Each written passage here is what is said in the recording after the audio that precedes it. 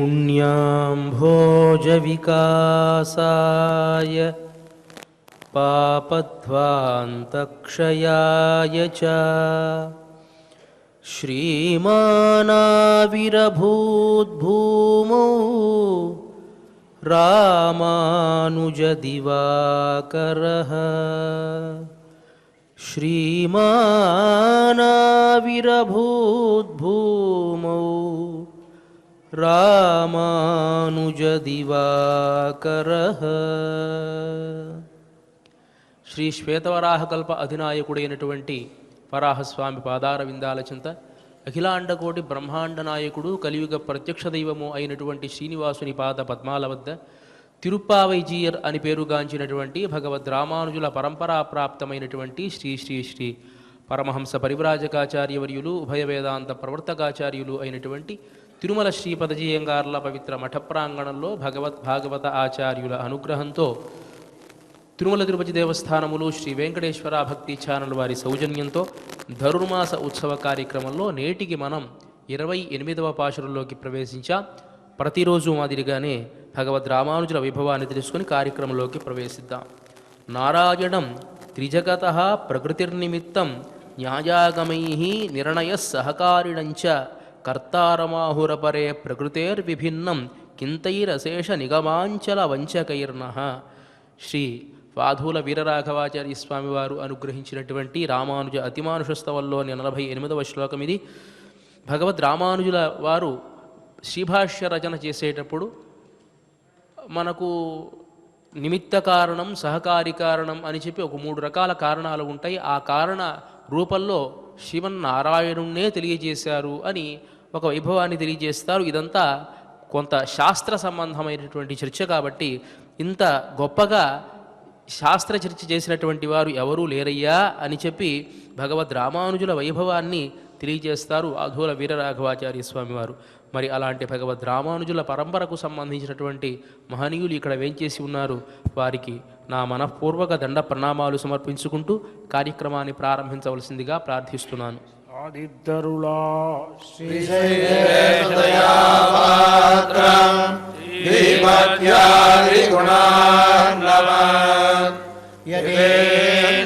ప్రబలం వందే రమ్యజామాదరం మునే లక్ష్మీనాథసమారమ్భా నాదయా గుణమధ్యమా అస్మదాచార్యపర్యంతా వందే గురుపరంపరా యో నిత్యమచ్యుతపదాంబుజయుగ్మరుగ్మ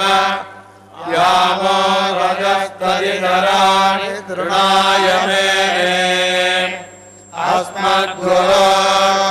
అస్మద్గురోర్భగవతోస్య దయైవ సింధో రామానుజస్య చరణౌ శరణం ప్రపద్యే. మాతాపితా యువతయస్తనయా విభూతిః సర్వం యదేవ నియమేన మదన్వయానాం. ఆద్యస్య న కులపదేర్వకులాభిరామం శ్రీమత్తదంగ్రియుగళం ప్రణమామి మూర్ధనాం. భూతం సరస్య మఖదాక్వయ పట్టణార శ్రీభక్తిధార కులశేఖర యోగివాహాన్ భక్తాగ్రేణు రగాలయేంద్రమిశ్రాన్ శ్రీమత్పరాంకుశమునిం ప్రణతోస్మి నిత్యం. గస్తనగిరిధరీ శుద్ధముద్భోజ్ఞకృష్ణ పారాత్యం స్వం శృతిజలధిరసిద్ధమధ్యాభయంతి సోద్విగ్నాయ స్రజినికరిణం యాబలాకృస్య భుంగే గోదారస్యై నమః భూయ ఏవాస్తు భూయః அன்னவயல் புதுவை ஆண்டாள் அரங்கே கண்ணெதிர்பாவை பல்மதியம் இன்னிசையால் பாடி கொடுத்தால் நற்பாமாலை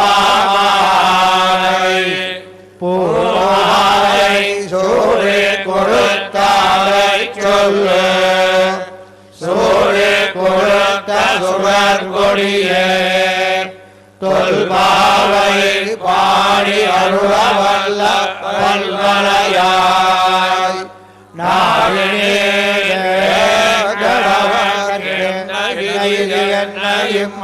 இம்மாதம் நாம் கடவா பண்ணவே பின் சென்று காணம் சேர்ந்துள்ளோம் அறிவொன்றுமில்லாத ஆய்குலத்து உங்களை பிறவி பெருந்தலை புண்ணியம் யாமுடையோம் குறையொன்றுமில்லாத கோவிந்தா ஒன்றன்னோடுறவே நமக்கு ஒழிக்க ஒழியாரே அறியாக பிள்ளையோ அன்பினால் ஒன்றன்னை சிறுவேரழைத்தவும் சீரியவாரே இறைவாணி யாராய்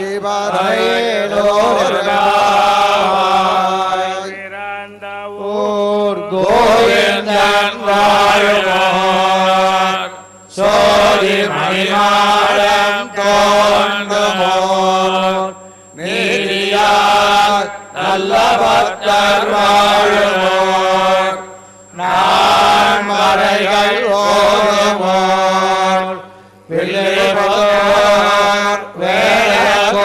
வேலகோயோர் பாதகங்கள் தீர்க்கும் பரமநடி காட்டும் வேதமனைத்திற்கும் விட்டாகும் கோதை தமிழ் ஐந்து மைந்து அறியாத மாநிலரை வையம் சுமப்பதும் இப்போரத்தில் சலத்துரித்தால் வாழிய திருப்பாவை முப்பதும் செப்பினால் வாழிய பெரியாழ்வார் வெற்றெடுத்த பெண் வெள்ளை வாழிய பெருமோதோர் மாமுனிக்கு பின்னால் வாழிய ஒரு நாற்பற்று மூன்றுரைத்தால் வாழிய உயரங்கற்கே உகந்தளித்தால் வாழிய மறுவாரம் திருவள்ளி வளநாடு வாழிய வன்புதுவை நகர் கோதை மலர்பதங்கள் வாழிய. శ్రీమతే రామానుజాయ నమః శ్రీమద్వరవరమునయే నమః. ముందుగా పాశురాన్ని అనుసంధానం చేసుకొని పాశుర అర్థాన్ని తెలుసుకుందాం. கரவகள் பின்சென்னு கரவகள் பின்சென்னு காணம் சேர்ந்துண்போ காணம் சேர்ந்துண்போ அறிவொன்றுமில்லாத ஆய்குலத்து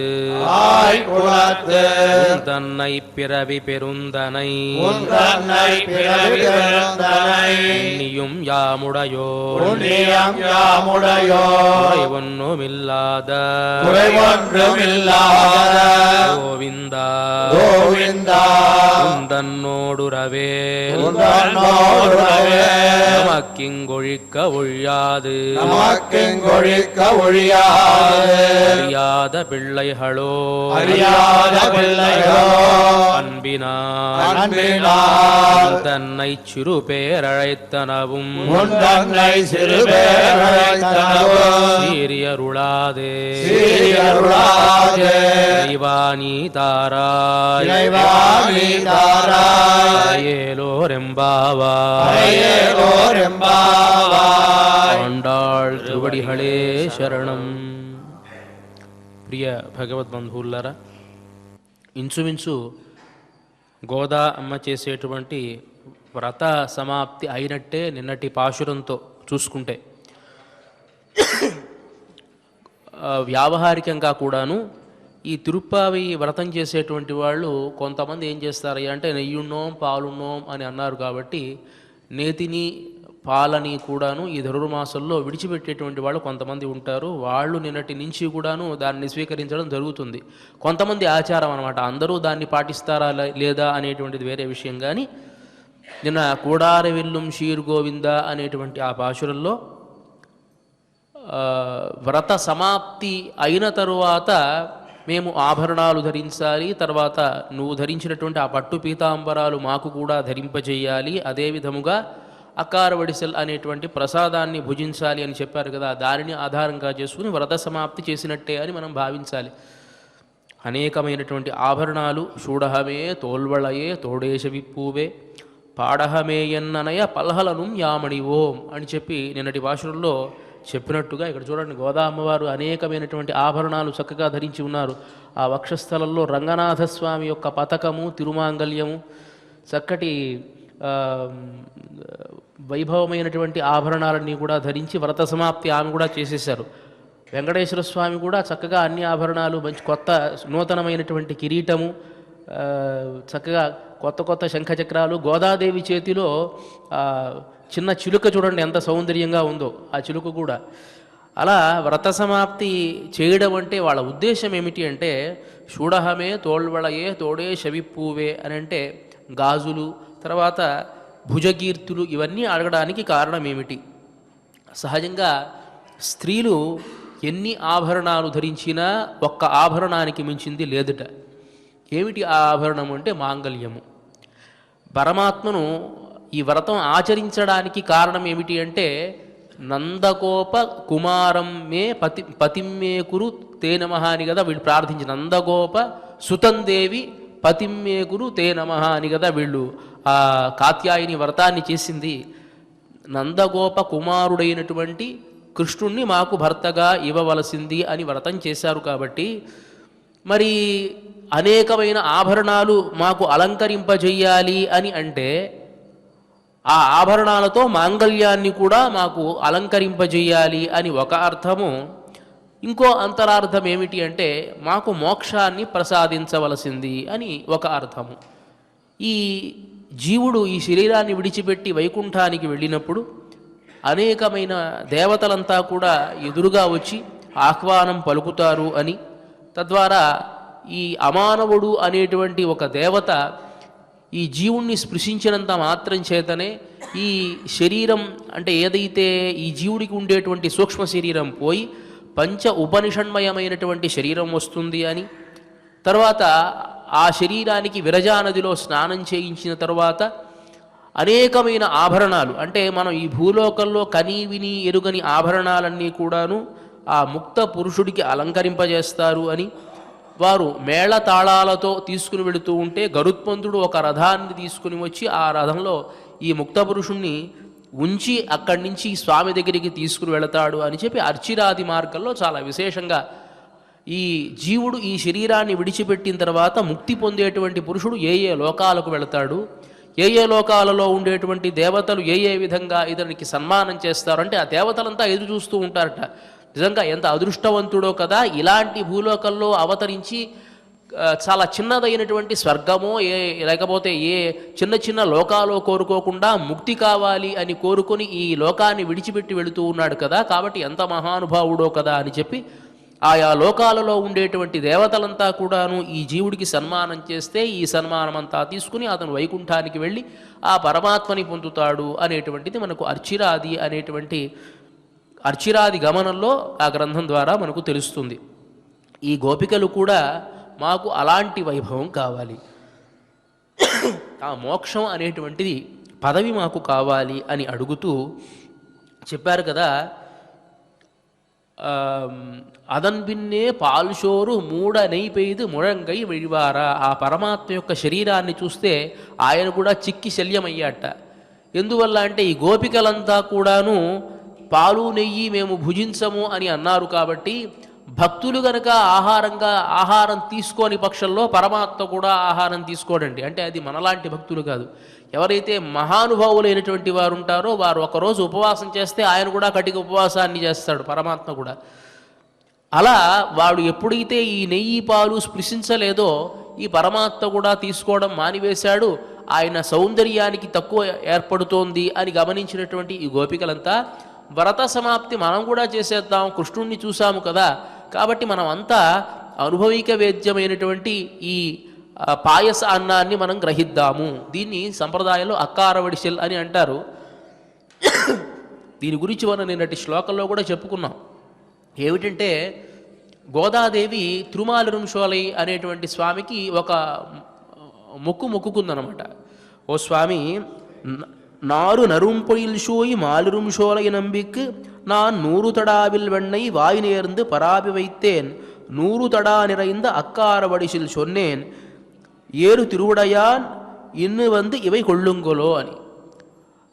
తిరుమాలిరుంశోలైలో వేంచేసి ఉన్నటువంటి స్వామికి నేను 100 గంగాళాలలో వెన్నను, అదేవిధంగా 100 గంగాళాలలో అక్కార వడిసెల్ అనేటువంటి ప్రసాదాన్ని సమర్పిస్తాను అని తాను అనుకుంది.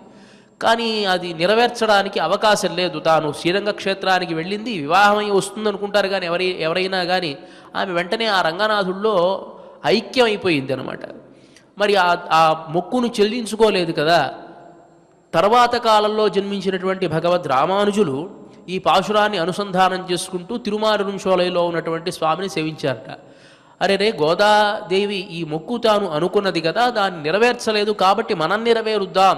ఎందువల్లంటే మనం కూడా భాగవత గోష్ఠికి సంబంధించినటువంటి వాళ్ళం కదా అని ఆయన ఒక 100 గంగాళాలలో అక్కార వడిసెల్ అనేటువంటి ప్రసాదాన్ని సమర్పించారు అనేటువంటిది చరిత్ర.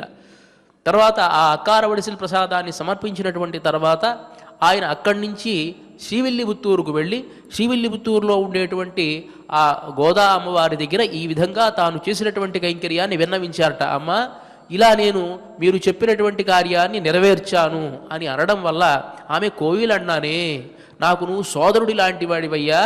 సహజంగా పుట్టింట్లో ఉండేటువంటి వాళ్ళే ఏదైనా కొరత ఉంటే తీరుస్తారు, నాకు ఉండేటువంటి కొరతను నీవు తీర్చావు కాబట్టి నేటి నుంచి నీవు నాకు సోదరుడితో సమానుడవు అని చెప్పడం జరిగింది అనేటువంటిది ప్రతీతి. అందువల్లే ஆதிசேஷனம்ஷனடி ஆண்டாளு கண்ணனடி ஆளவந்தார்க்கடி மயடி கிளியே ఎంగళ్ ఈ రామానుషనడి అని చెప్పి భగవద్ రామానుజుల్ని ఆండాళ్ళకు అన్ననడి, గోదాదేవికి సోదరుడు అని చెప్పి కీర్తిస్తారు. మరి అలాంటి కైవల్యాన్ని, ఆ మోక్షాన్ని ఈ గోపికలంతా కూడా నర్మగర్భంగా మేమంతా కూడా ఈ వ్రతం చేసిన తర్వాత మోక్షాన్ని పొందాలి అని అడగడం జరిగింది నిన్నటి పాశురంలో. ఇక ఇవాల్టి పాశురంలో ఆ పరమాత్మ అడిగాడు కదా, మోక్షం పొందడానికి కొన్ని యోగ్యతలు ఉంటాయి, అవన్నీ మీ దగ్గర ఉన్నాయా అని అడిగితే ఇవాల్టి పాశురంలో తెలియజేస్తూ ఉన్నారు. పరమాత్మ దగ్గరికి కానీ పెద్దల దగ్గరికి కానీ ఎప్పుడైనా మనం వెళితే వినయంగా ఉండాలి. మనం చెప్పేటువంటి సమాధానము కూడా వినయపూర్వకంగా ఉండాలి. ఎలా మాట్లాడాలో మనం తెలుసుకోవాలి.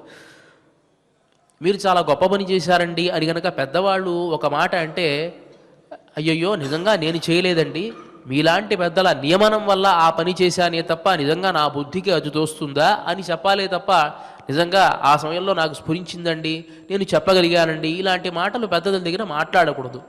అదే సందర్భంలో పరమాత్మ దగ్గరకు ముక్తి గురించి మనం వెళ్ళినప్పుడు ఆయనకి కొన్ని సందేహాలు ఉంటాయి. ఏ యోగం ద్వారా ఇతనికి ముక్తిని మనం ప్రసాదించాలి అని. అప్పుడు ఆకించన్యము అనన్యగతిత్వము అని మనకు సంప్రదాయం తెలియజేస్తుంది. పరమాత్మ దగ్గరికి వెళ్ళినప్పుడు నా దగ్గర ఈ యోగాలు ఉన్నాయి అని మనం చెప్పుకోకూడదట. అంటే ఉన్నాయా లేవా అనేది వేరే విషయం, నువ్వు ఆచరిస్తున్నావా లేదా అనేటువంటిది వేరే విషయం. కానీ నా దగ్గర నిజంగా ఎలాంటి యోగాలు లేవు. అదే సందర్భంలో దీన్ని ఆకించన్యము అని అంటారు. నా దగ్గర ఏమీ లేదయ్యా చెప్పుకోవడానికి, నేను ఎలాంటి పుణ్యకార్యము ఇంతవరకు చేయలా, ఎలాంటి కర్మను నేను ఆచరించాలా అని చెప్పుకోవాలి.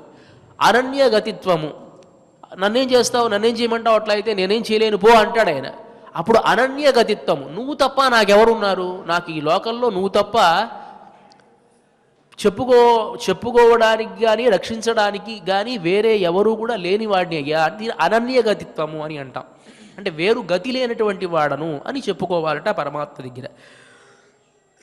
దానిని వాటి పాశురంలో చమత్కారంగా గోదాదేవి తెలియజేస్తున్నారు.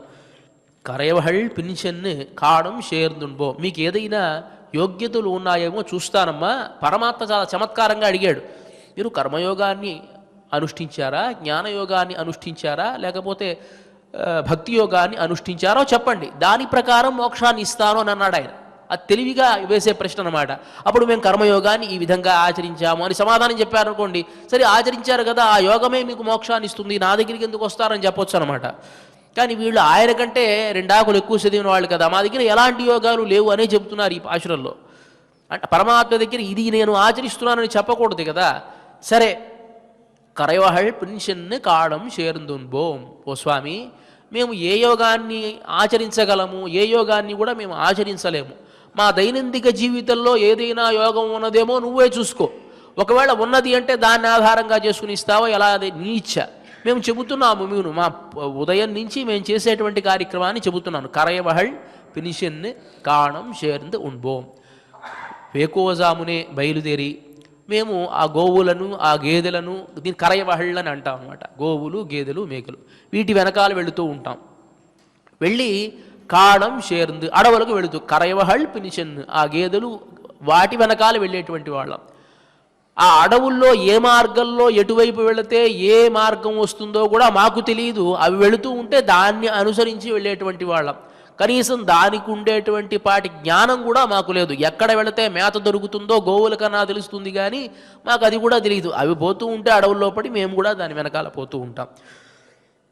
అనగానే కృష్ణ పరమాత్మ అన్నాడు కదా, అలా అయితే మీరు కర్మయోగులు అనమాట. కృషిగోరక్ష వాణిజ్యం వైశ్యానాం వైశ్యంకర్మ స్వభావజం అన్నారు కదా.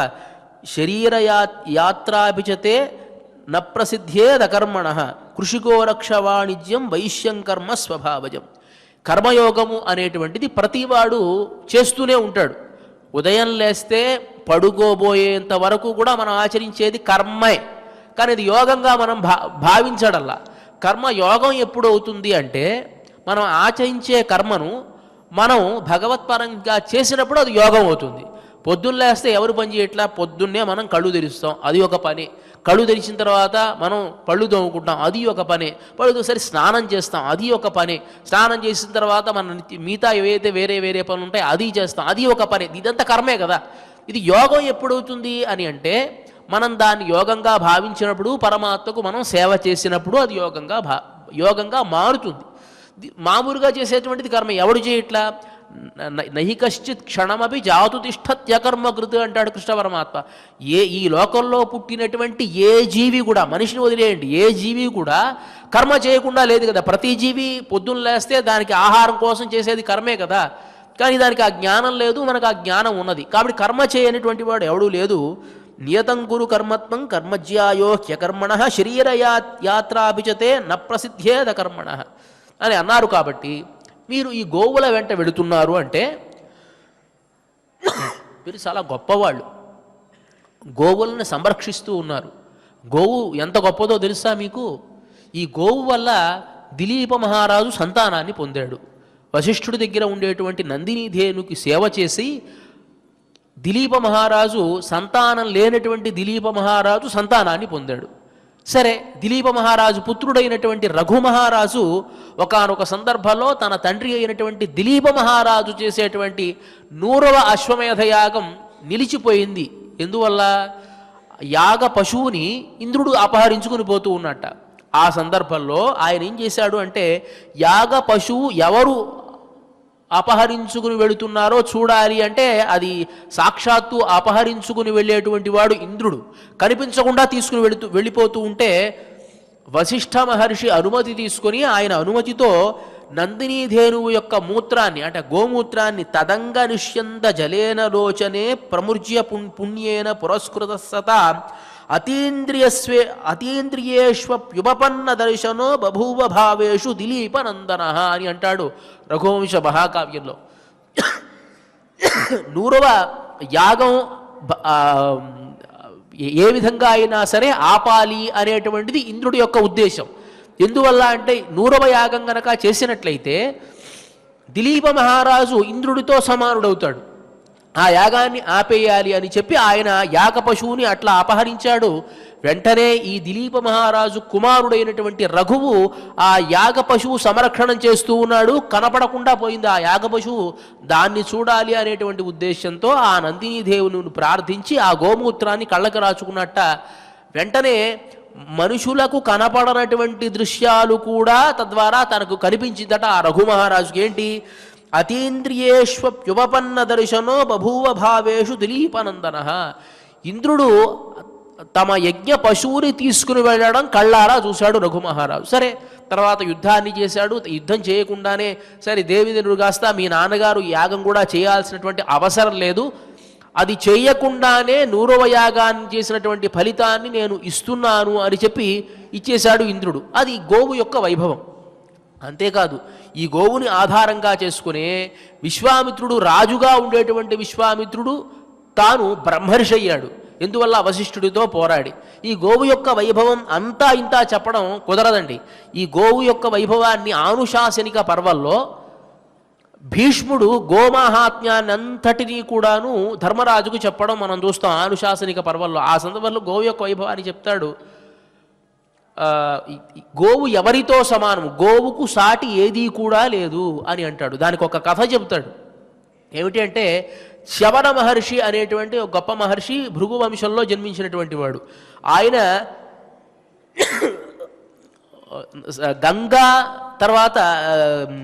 గంగా నది తర్వాత యమునా నది ఉండేటువంటి ఆ సంగమంలో ఉండి ఎక్కువ కాలం తపస్సు చేశాడు. నది లోపల ఉండిపోయి 12 సంవత్సరాలు తపస్సు చేస్తూ ఉంటే అక్కడ ఉండేటువంటి చేపలన్నీ కూడా ఆ స్నేహంతో ఆ మహర్షి యొక్క ఒంటి మీద తిరుగుతూ ఉండేవిట. దాన్ని ముద్దు పెట్టుకుంటూ అట్లా స్పృశిస్తూ తిరుగుతూ ఉండేవి. తద్వారా ఆ మహర్షి కూడా పాపం ఏమి మాట్లాడలా. ఆయన యోగంలోకి వెళ్ళిపోయాడు, సమాధి స్థితిలోకి వెళ్ళిపోయాడు అనమాట. 12 సంవత్సరాలు అట్లా తపస్సు చేశాడు. 12 సంవత్సరాలు అయిపోయిన సందర్భంలో ఈ జాలరులు ఉంటారు కదా, వాళ్ళు చేపలు పట్టేటువంటి వాళ్ళు కాస్త ఒక పెద్ద వల వేశారు. పెద్ద వల వేస్తే ఆ వలలో కొన్ని చేపలతో పాటు ఈ చ్యవన మహర్షి కూడా వచ్చాడు. ఆయన ఆ తపస్సమాధి కాస్త ఒక్కసారి సడలింది. ఈ జాలర్లకంతా భయం వేసింది అనమాట. అమ్మమ్మో, తపస్సు నుంచి భంగపడ్డాడు కదా, కాబట్టి ఏదైనా శాపాన్ని ఇస్తాడేమో అని భయపడిపోయి నమస్కారం చేసి, అయ్యా మేము ఏదో చేపలు పట్టుకునేటువంటి వాళ్ళం, మా జీవన ఉపాధి కోసం మేము ఇలా వల వేశామే తప్ప ఇంక వేరే ఉద్దేశం కాదు, నీ తపస్సు భంగమైంది, ఈ దోషానికి మన్నించి మమ్మల్ని క్షమించాల్సింది అని అన్నారు వాళ్ళంతా. చ్యవన మహర్షి కోప్పడలేదండి. కోప్పడకుండా మీ తప్పే ఉందయ్యా, మీ కర్మ మీరు చేశారు, మీ దోషం ఏమీ లేదు. పాపం ఈ చేపలతో నేను చాలా కాలం సహవాసం చేస్తూ ఉన్నాను, వాటిని చూస్తే జాలి వేస్తోంది, కాబట్టి దాన్ని నీళ్లలో విడిచిపెట్టేయకూడదు, వాటిని విడిచిపెట్టేయండి, మీకు తగినటువంటి మూల్యాన్ని నేను చెల్లించేట్టుగా చేస్తాను, నన్ను ఈ చేపల్ని మీరు అమ్మండి, తగినటువంటి మూల్యాన్ని తీసుకుని మీరు వదిలేసేయండి, ఆ చేపల్ని మాత్రం వదిలేసేయండి అని అన్నాడు ఆయన. సరే, ఇప్పుడు ఈయన్ని ఎవరికి అమ్మాలి? ఈయన చూస్తే పెద్ద చ్యవన మహర్షి అయ్యే, ఈయన అమ్మాలి అంటే మామూలుగా ఎవరికైనా అమ్మగలరా? ఎవడన్నా కొంటారా? వెంటనే ఆ రాజ్యానికి అధిపతి అయినటువంటి నహుషుడు దగ్గరికి వెళ్ళారు. గబగబా పరిగెత్తుకుంటూ వెళ్ళి, అయ్యా మా చేత ఇలా పొరపాటు జరిగింది, ఉన్నవాడేమో పెద్ద మహర్షి, ఆయనకి తపోభంగం జరిగింది, మేము ప్రార్థించాము, ఆయన ఈ విధంగా చెప్పాడు. వెంటనే ఆయనకి గుండెల్లో రాయి పడ్డట్టయింది. ఏ మహర్షులకైనా కోపం వస్తే ఏం చేస్తారు? ఏదో శాపాన్ని ఇస్తారు, ఎవడో చేసిన పాపానికి మనం ఆ శాపాన్ని అనుభవించాలి అని భయం వేస్తూ పరిగెత్తుకుంటూ వచ్చాడు. పరిగెత్తుకుంటూ వచ్చి ఆ చ్యవన మహర్షి యొక్క కాళ్ళు పట్టుకొని, అయ్యా పొరపాటు జరిగిపోయింది, నా రాజ్యంలో ఉండేటువంటి వాళ్ళ వల్ల, కోపగించుకోవద్దు, దీనికి ఏమి చేయాలో దాన్ని నువ్వు బోధించు, అదేవిధంగా మేము ప్రయత్నం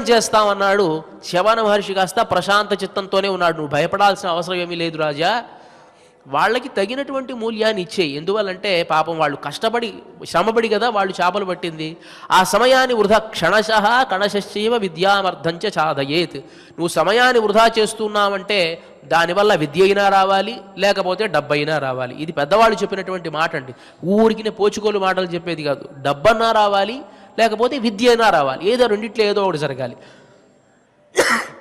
కాబట్టి వాళ్ళు ఆ సమయాన్ని వృధా చేసుకున్నారు కదా, ఆ సమయానికి తగినటువంటి ఫలితాన్ని నువ్వు వాళ్ళకి ఇచ్చేసేయి అని అన్నారు. సరే, ఆయన ప్రశాంతంగానే ఉన్నాడు అని అర్థమైంది ఈయనకి. ఇప్పుడు ఆయనకి మూల్యాన్ని వెచ్చించాలి. ఎంత మూల్యాన్ని ఇవ్వాలి అని ఆలోచించాడు. 1000 మాడలు బంగారు, 1000 మాడలు బంగారం ఇస్తానన్నాడు ఆయన. ఆ మాడలు అంటే దానికి ఏదో ఇంత ఎత్తు రాళ్ల బంగారాన్ని ఒక మాడ అని అంటారు. ఏదో దానికి ఒక తూకం ఉన్నది. 1000 మాడలు బంగారాన్ని ఇస్తానన్నాడు ఆయన. సరే, సరిగ్గా ఆలోచించి మూల్యాన్ని నిర్ణయించు నహుషా అన్నాడు ఆయన. అంటే ఇప్పుడు నేను చెప్పింది ఈ మూల్యం సరిపోలేదన్నమాట అని అనుకున్నాడు ఆయన. సరే, అలా అయితే 10,000 మాడలు బంగారం అన్నాడు. మళ్ళీ ఒకసారి ఆలోచించుకో అన్నాడు ఆయన. సరే, 1,00,000 మాడలు అని అన్నాడు. బాగా ఆలోచించుకో అన్నాడు. సరే, 1,00,00,000 మాడలు, ఇంకా ఆలోచించాలి నహుషా అని అన్నాడు ఆయన. నా రాజ్యంలో సగం అన్నాడు. లాభం లేదు, ఇంకా నువ్వు ఆలోచించాలి అన్నాడు. సరే, నా మొత్తం రాజ్యం అని అన్నాడు. అన్న తర్వాత అయినా సరితూగదు నహుషా, బాగా ఆలోచించుకొని మాట్లాడు అని అన్నాడు. ఈయన చూస్తే మహర్షి, నా రాజ్యం అంతా పోయింది, ఇంకివ్వడానికి నా దగ్గర ఏమున్నది, గుండెలో రాయబడట్టు అయింది. ఆలోచిస్తూ ఉన్నాడు. ఈలో ఎవరికి కూడా అంతు చిక్కడల్లా, ఎవరిని సలహా, మంత్రులు కూడా ఏమి సలహా చెప్పే స్థితిలో ఈ సందర్భంలో గవిజాతుడు అనేటువంటి మహర్షి వచ్చేట. నేను నిర్ణయిస్తాను చ్యవన మహర్షికి మూల్యాన్ని అని అన్నాడు ఆయన. అనేటప్పటికీ ఒక్కసారిగా సముద్రంలో మునిగేటువంటి వాడికి నావ దొరికితే ఎట్లా అయితే నా బ్రతుకు పండిందిరా అని అనుకుంటాడో అట్లా గబగబా వెళ్ళి ఈ గవిజాత మహర్షి పాదాలు పట్టుకొని ఈ తరుణోపాయం నువ్వే సూచించాలయ్యా అని అంటే, అప్పుడు ఆయన అన్నాడు కదా, 3 లోకాలలో చ్యవన మహర్షి కంటే ఉన్నతమైనటువంటి మహర్షి ఎవడు కూడా లేదు. ఆయన్ని నువ్వు గనక కొనాలంటే కొనలేవు. అదే విధముగా 3 లోకాలలో సాటి అయినటువంటిది ఏదీ లేనటువంటిది ఒక గోవు మాత్రమే. ఈ గోవులో సమస్త దేవతలు ఉంటారు అని మనకు శాస్త్రం చెబుతోంది. కాబట్టి గోదానం చెయ్యి అని అన్నట్ట. వెంటనే ఒక గోవుని దానంగా ఇచ్చి ఆ గోవుని జాలర్లకంతా ఇచ్చేసి విడిపించేశాడు ఆయన. ఈ జాలర్లంతా అనుకున్నారు కదా, డబ్బుదేముంది, ఇవాళ వస్తుంది రేపు పోతుంది, అది కాకుండాను ఆ మహర్షి దగ్గర మనం అపచారపడ్డాం కదా, కాబట్టి ఆ అపచారాన్ని మనం పోగొట్టుకుందాం అని అనుకున్నారు. చ్యవన మహర్షి దగ్గరికి వెళ్ళి ప్రాధేయపడి, అయ్యా మీకు మేము దేన్ని ఇవ్వగలిగినటువంటి వాళ్ళం కాదు, మేము పొరపాటు చేశాము, కాబట్టి ఈ గోవును కూడా మీరే తీసుకోండి అని చెప్పి ఆయన ప్రాధేయపడ్డట. వాళ్ళు అలా ప్రాధేయపడితే పాపం చూసి జాలి వేసింది ఆయనకి. సరే, నేను తీసుకుంటాలే అన్నాడు. మిమ్మల్ని నేను వృధాగా పంపించను. మీకు ఏవైతే మీరు పట్టుకున్న చేపలు ఉన్నాయో వాటన్నిటికీ కూడా నేను స్వర్గాన్ని ప్రసాదిస్తున్నాను, సశరీరంగానే వెళ్ళిపోండి అన్నాడు ఆయన. అప్పటికప్పుడు శరీరంతోనే వెళ్ళిపోయాయి అవన్నీ కూడా. దీన్ని విస్మయంతో చూస్తున్నాడు నహుష మహారాజు. అరే, నిజంగా ఎంత అదృష్టవంతులో కదా ఈ జాలర్లంతా అని అనుకుంటూ ఉన్నాడు. అప్పుడు నహుష మహారాజు దగ్గరికి వచ్చి, నీకేదైనా వరం కావాలో కోరుకో అంటే, నాకు ఏం వరం కావాలయ్యా, మీ అనుగ్రహం ఉంటే చాలు అని అన్నాడు. అలా అయితే నువ్వు కూడా స్వర్గాన్ని పొందుతావు, స్వర్గలోకానికి అధిపతి అవుతావు, ఇంద్రుడిగా అవుతావు అని చెప్పి అతనికి వరాన్నిచ్చి వెళ్ళిపోయాట. దీనివల్ల గోవుకి ఎంత వైభవం ఉందో మనకు అర్థమవుతుంది. అలాంటి గోవుల్ని మీరు పాలిస్తూ ఉన్నారు. అలాంటి గోవులు పాలించడం అంటే సామాన్యమైన విషయం కాదు. అలా గోవులు వెళుతూ ఉంటే దాని మధ్యలో మనం వెళ్ళినప్పుడు ఆ ధూళి గనక మన మీద పడితే అదొక స్నానం అండి. వారుణ స్నానం అని, మంత్ర స్నానము అని, భస్మ స్నానం, రకరకాల స్నానాలు ఉన్నాయి. ఆ స్నానాల్లో ఇదొక స్నానము. దానివల్ల పవిత్రమైనటువంటి వాడు చాలా పవిత్రుడు అని చెప్పి మనకు శాస్త్రం చెబుతూ ఉన్నది. సరే, అలా అయితే మీరు గోవుల మధ్యలో వెళుతున్నారు కాబట్టి, గోవుల్ని మీరు పాలిస్తూ ఉన్నారు కాబట్టి మీరు కర్మయోగం చేసేటువంటి వాళ్ళు అని ఈయన నిర్ణయిస్తూ ఉంటే వెంటనే వాళ్ళు అన్నారు కదా, ఆగు కృష్ణ, కరయోహళ్ పినిషన్, మేము వెళ్ళేది గోవుల వెంటే కాదు, ఆ గోవుల్లో గేదెలు ఉంటాయి, ఆ గోవుల్లో మేకలు ఉంటాయి. ఇంకో చమత్కారం ఏమిటి అంటే, మేకల యొక్క ధూళి గనక తగిలితే వెళ్ళి స్నానం చేయాలట, అదొక మహాపాపం అని చెప్పి మనకి శాస్త్రం చెబుతోంది. మరి మేము వీటినన్నిటినీ పోషిస్తూ ఉన్నాం కదా, గోవులు ఉన్నాయి, గేదెలు ఉన్నాయి, మేకలు ఉన్నాయి. ఈ మధ్యలో వెళుతూ ఉన్నప్పుడు వాటి ధూళి కూడా మా మీద పడుతుంది కదా, కాబట్టి కర్మయోగంలో లోపం వస్తుంది. కాబట్టి మేము కర్మయోగంగా దీన్ని ఆచరించడాల కరయవహళ్ పినిషన్.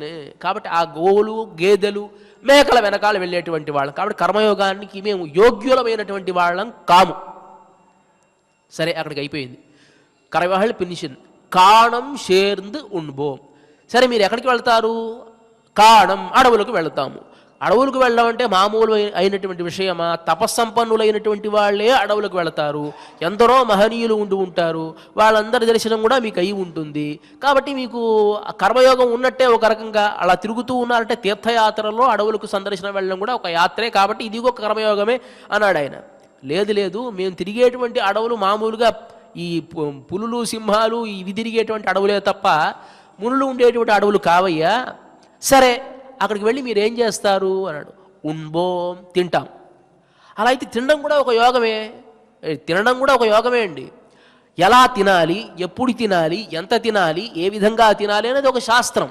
ఏ దిక్కులో తినాలి, ఏ విధంగా తినాలి, ఏ దిక్కులో తింటే ఏ ఫలితం వస్తుంది, ఏ సమయంలో తింటే ఏ ఫలితం వస్తుంది, ఏ ఆహారాన్ని తీసుకుంటే నువ్వు బాగుపడతావు, ఏ ఆహారాన్ని తీసుకోకపోతే నువ్వు బాగుపడవు, ఇదంతా కూడా కర్మయోగంలో ఒక భాగమే కదా. తింటున్నారు కదా, కాబట్టి ఇది కూడా ఒక యోగమే. ఏకాదశి, మనకి ఏకాదశి ఉపవాసం అని అంటాం కదా. ఏకాదశి ఉపవాసము చేసిన తరువాత మరుసటి రోజు ద్వాదశి పారణం చేయాలి, అది కూడా ఒక యోగమే. చమత్కారం ఏమిటి అంటే, ఏకాదశి ఉపవాసం చేయనటువంటి వాడు ద్వాదశి రోజు సరిగ్గా పారణం చేస్తే ఏకాదశి ఫలితం వస్తుందట.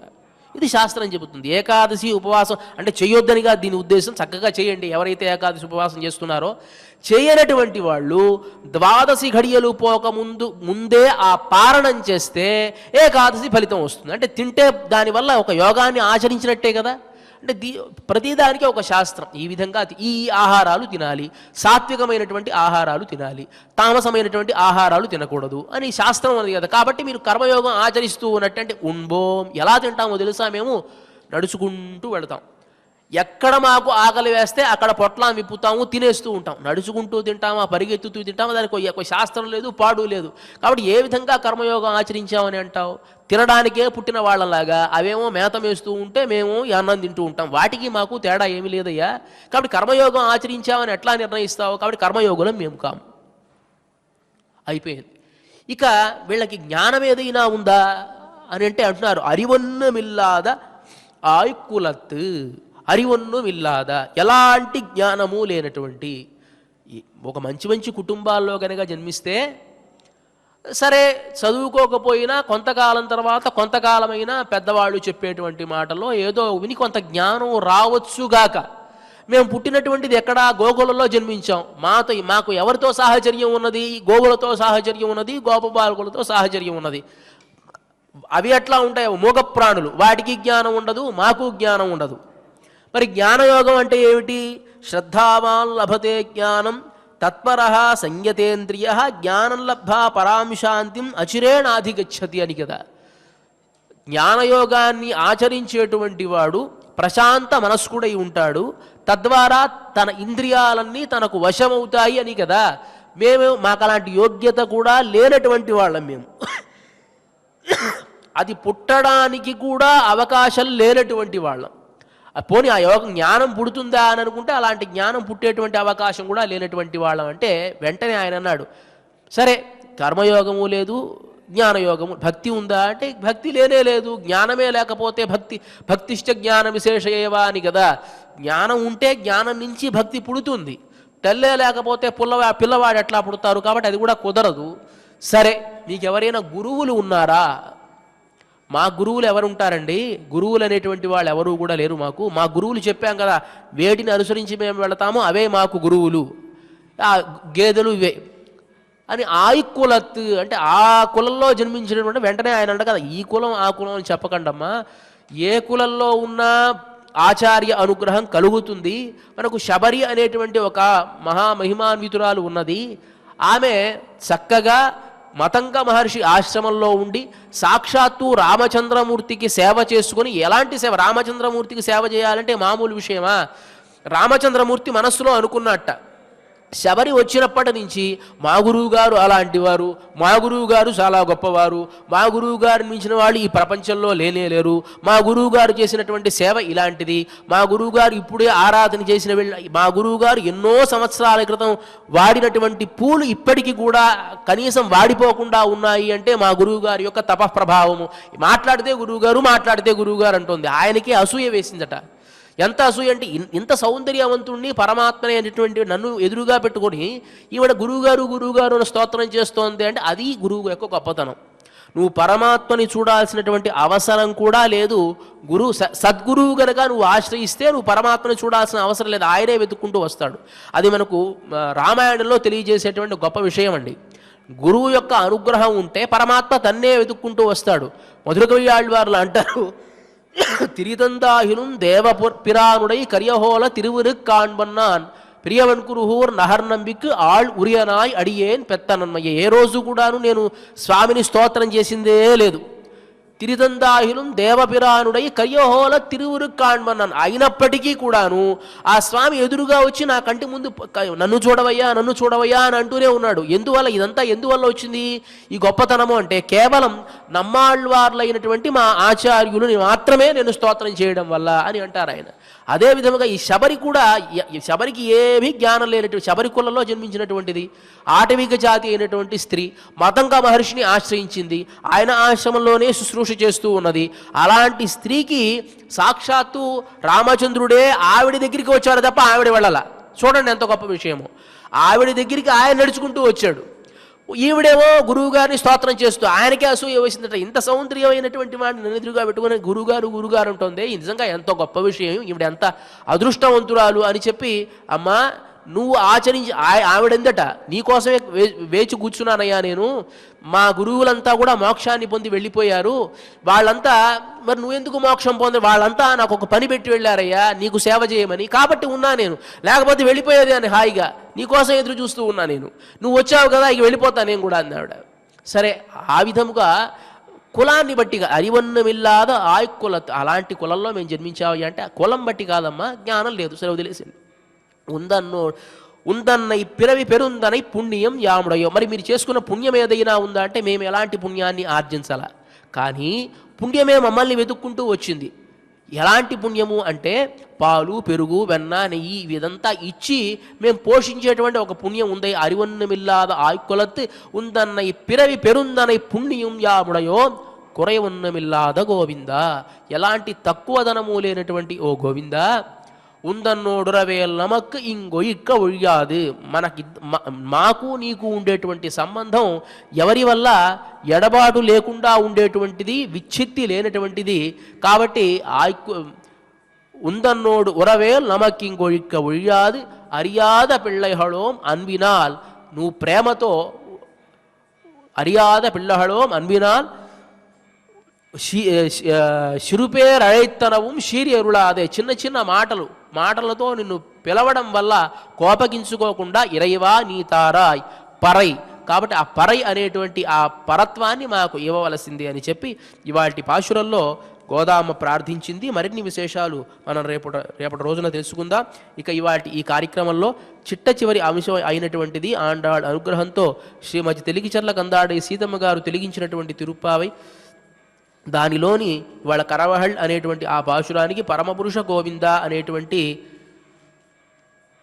ఈ గేయాన్ని తిరుమల తిరుపతి దేవస్థాన ఆస్థాన విద్వాంసులు శ్రీ గరిమెళ్ల బాలకృష్ణ ప్రసాద్ గారు స్వరపరచడం జరిగింది. దీనిని తిరుమల తిరుపతి దేవస్థాన శ్రీ అన్నమాచార్య ప్రాజెక్ట్ కళాకారిణి శ్రీమతి ఈ లక్ష్మి గారు గానం చేయడం జరుగుతుంది. ఈ కార్యక్రమాన్ని మనం నాదరి రాజన మంటపం నుండి ప్రత్యక్ష కార్యక్రమం ద్వారా వీక్షించవచ్చు. ఇక ఇవాటి ఈ కార్యక్రమాన్ని క్షమాప్రార్థన నుంచి మంగళం వరకు మనమంతా కలిసి పారాయణ చేసి ముగిద్దాం. అథ క్షమా ప్రార్థన యదక్షరపదభ్రష్టం మాత్రాహీనం చ యద్భవేత్ తత్సర్వం క్షమ్యతాం దేవ నారాయణ నమోస్తుతే. అథ భగవత్ సమర్పణం కాయేన వాచా మనసేంద్రియైర్వా బుద్ధ్యాత్మనా వా ప్రకృతే స్వభావాత్ కరోమి యత్యత్ సకలం పరస్మై నారాయణాయ సమర్పయామి. అథ లోకక్షేమ ప్రార్థన. స్వస్తి ప్రజాభ్యః పరిపాలయంతాం న్యాయేన మార్గేణ మహీం మహీషాః. గోబ్రాహ్మణేభ్యః శుభమస్తు నిత్యం. లోకాః సమస్తాః సుఖినో భవంతు. అథ మంగళం మంగళం కోసలేంద్రాయ మహనీయ గుణాత్మనే చక్రవర్తి తనూజాయ సార్వభౌమాయ మంగళం.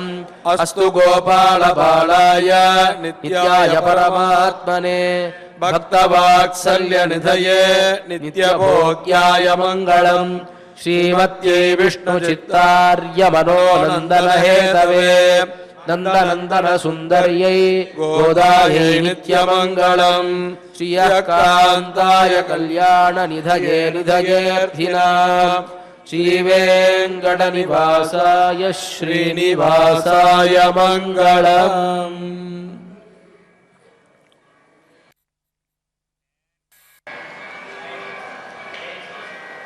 అనురాగానికి అమ్మ ఆదర్శం, ఆరోగ్యానికి Shri Sai homeo stores and clinic. అనుభవం, అర్హత, అంకిత భావం కల డాక్టర్లచే చికిత్స.